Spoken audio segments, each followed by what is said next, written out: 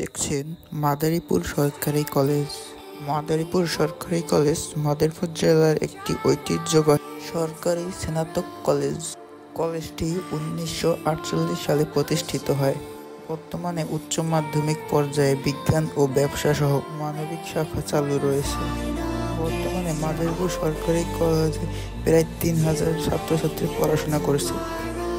1948 সালের 17 সেপ্টেম্বর উচ্চ মাধ্যমিক প্রথম বর্ষের শ্রেণী কার্যক্রম দিয়ে একটি সরকারি কলেজ হিসেবে বর্তমান কলেজটি সরকারিকরণ হয় 1979 সালে। এর উদ্যোক্তা ছিলেন স্থানীয় ব্যক্তিবর্গ। বর্তমানে কলেজটিতে প্রায় 8000 ছাত্রছাত্রী পড়াশোনা করছে।